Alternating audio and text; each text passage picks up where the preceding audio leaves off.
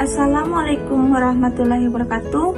Kami dari kelompok 7 akan mempresentasikan materi tentang manajemen pengetahuan di teori dan praktek yang membahas tentang pengetahuan tangkap dan kodifikasi. Sebelum itu, saya akan memperkenalkan anggota kelompok. Perkenalkan, saya sendiri Vina Amelia Putri dengan NIM 21234105 sebagai moderator, dan dekan saya Rahmat Arif dengan NIM 21234043. Yang kedua, Fadia Febriani dengan NIM 21234005. Yang ketiga, Henel Nurria Putriyanti dengan NIM 21234007. Dan yang terakhir, Audia Nazareta Yori dengan NIM 21234061. Dalam pengetahuan tangkap dan kodifikasi itu terbagi 5 materi. Yang pertama, membahas tentang pengetahuan tangkap dan kodifikasi itu yang dibahas oleh Rahmat Arif. Yang kedua, penangkapan pengetahuan tajid yang dibahas tentang oleh Henel Nurria Putriyanti. Yang ketiga, kodifikasi pengetahuan eksplisit itu dijelaskan oleh Fadia Febriani. Yang keempat, implikasi strategis pengetahuan penangkapan dan kodifikasi, dan implikasi praktis pengetahuan penangkapan dan kodifikasi.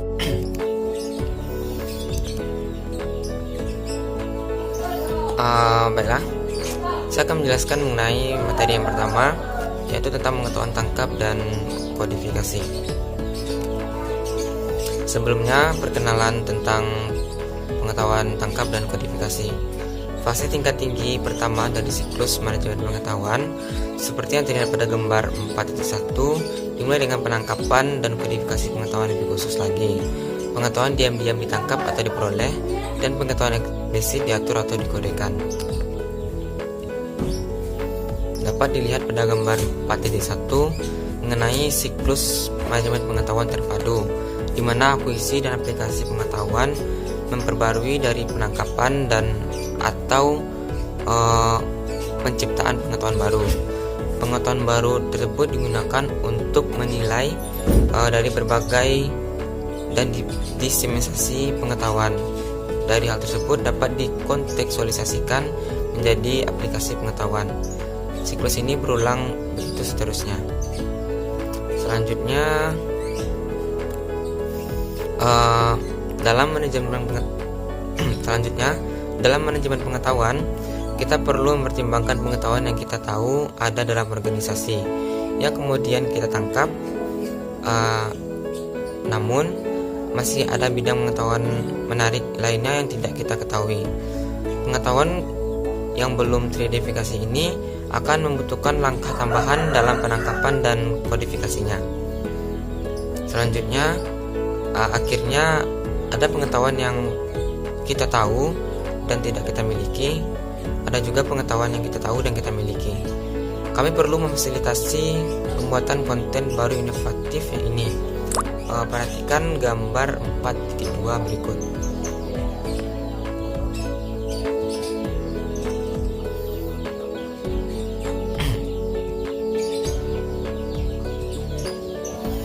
Penjelasan dari gambar tersebut adalah penangkapan dalam penangkapan pengetahuan dalam suatu organisasi tidak murni tentang teknologi. Memang banyak perusahaan menemukan bahwa teknologi informasi hanya berperan kecil dalam menghasilkan bahwa informasi tersebut bagi mereka yang membutuhkan. Pendekatan yang diperoleh bergantung pada jenis bisnis, budayanya, dan cara memecahkan.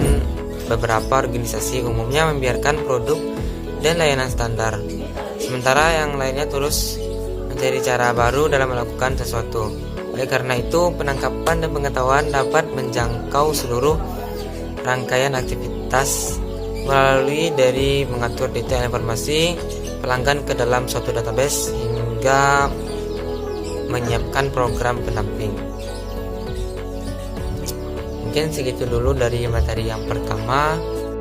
Baik, saya akan menjelaskan mengenai penangkapan pengetahuan tajid. Secara tradisional, knowledge komputer menekankan peran individu dalam mengumpulkan informasi dan menciptakan pengetahuan baru. Literatur tidak mencerminkan memberikan konsensus tentang peran individu dalam perolehan pengetahuan. Beberapa penulis, misalnya Nelson dan Winter, tahun 1982, percaya bahwa perusahaan adalah entitas pembelajaran tersendiri, yaitu ia memiliki beberapa kemampuan kognitif yang cukup terpisah dari individu yang penyusunnya. Sebaliknya, penulis lain, misalnya Davidson, tahun 1993, tidak percaya bahwa organisasi itu sendiri dapat memperoleh pengetahuan dan belajar. Sebaliknya, kata mereka, hanya individu yang bisa belajar, sebuah jalan tengah yang diperlukan, di mana individu dalam perusahaan memainkan peran penting dalam memperoleh pengetahuan organisasi. Akan tetapi, belajar pada tingkat individu diterima secara luas sebagai proses sosial mental fundamental, sesuatu yang tidak dapat terjadi tanpa suatu bentuk interaksi kelompok. Individu dengan demikian belajar dari kolektif dan pada saat yang sama, atau kolektif belajar dari individu, misalnya Corson, Lane, dan Wade, tahun 1999. Saya akan menjelaskan mengenai gambar 43 ini. Terdiri dari 3 level. Yang pertama yaitu individu atau kelompok dan organisasi. Teman-teman juga bisa lihat di sini ada 3 level kegiatan yang bisa kita lakukan. Yang pertama yaitu intuiting, attending, experimenting, instituting, dan Alice Connolly. Yang pertama yaitu intuiting, menghadiri suatu. Kita hadirkan terlebih dahulu pengetahuan itu baik dari hasil wawancara, observasi, dan acara lainnya. Kemudian langkah kedua yang bisa kita lakukan adalah experimenting. Ini kita lakukan agar pengetahuan kita bisa dikembangkan dan setelah dikembangkan menjadi suatu yang lebih dikembangkan dalam berorganisasi. Kita lakukan ini institutionalis dan melembagakan foto itu supaya pengetahuan dapat tetap ada dalam berorganisasi.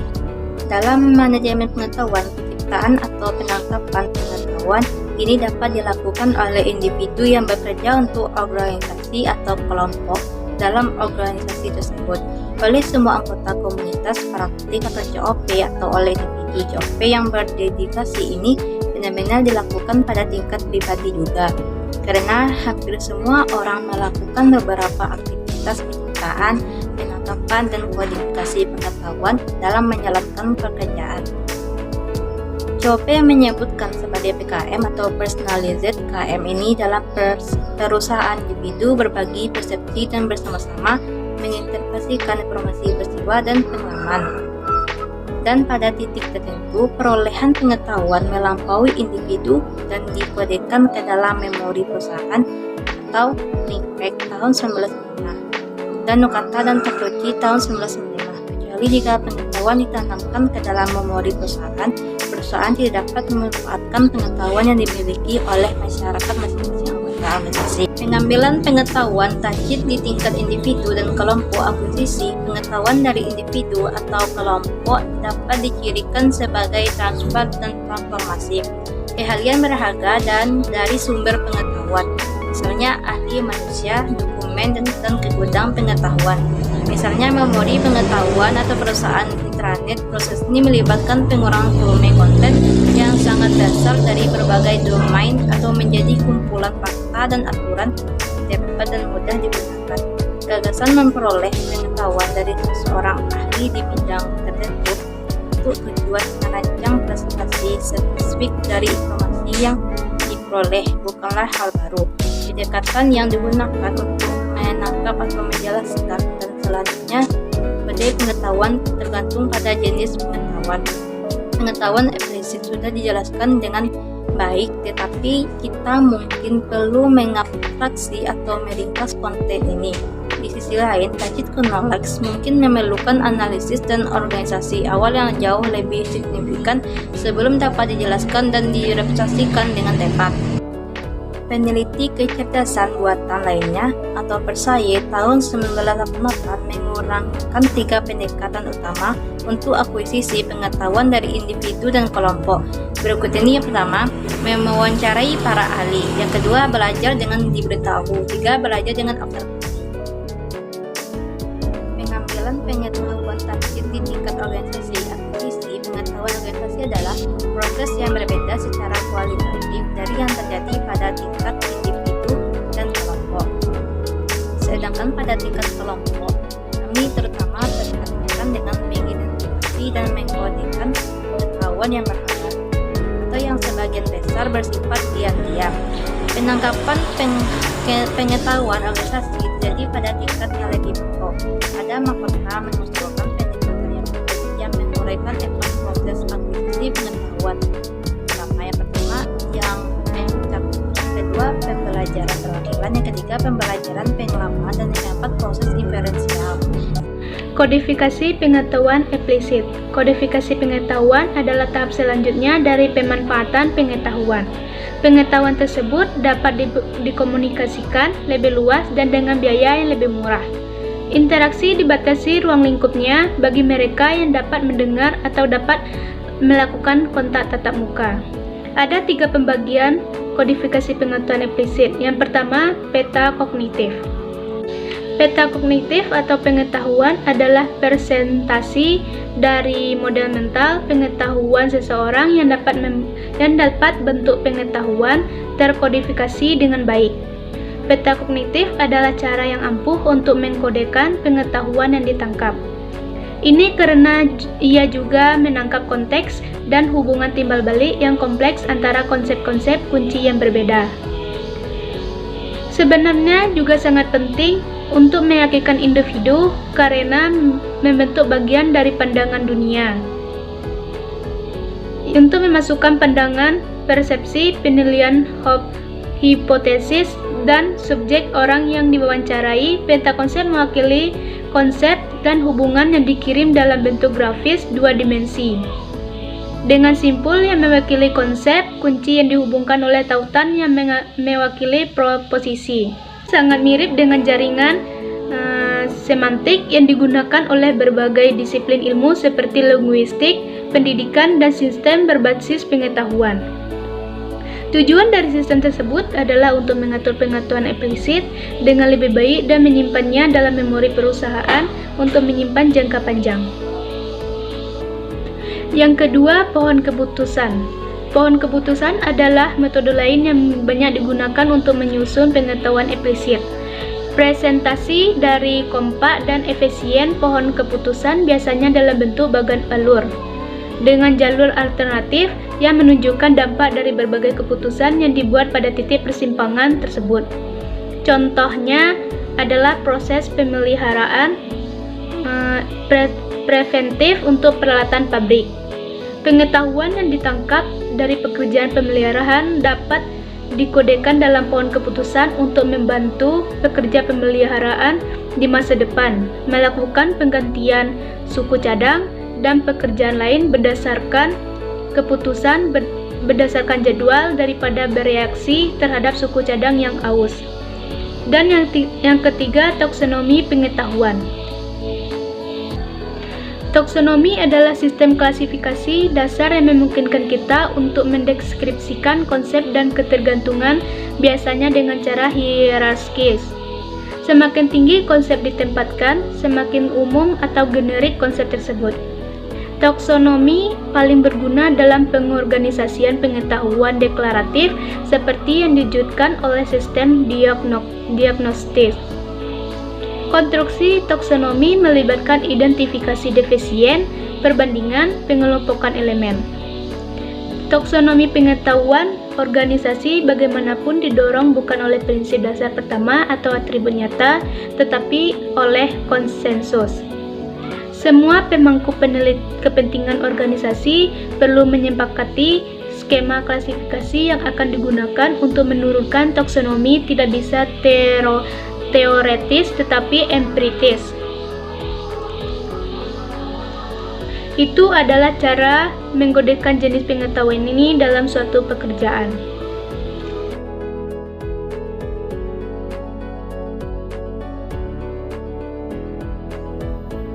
Baiklah, saya Audia Nazari Tayori dengan NIM 21234061 akan melanjutkan materi dari teman saya, yaitu implikasi strategis pengetahuan, penangkapan, dan kodifikasi.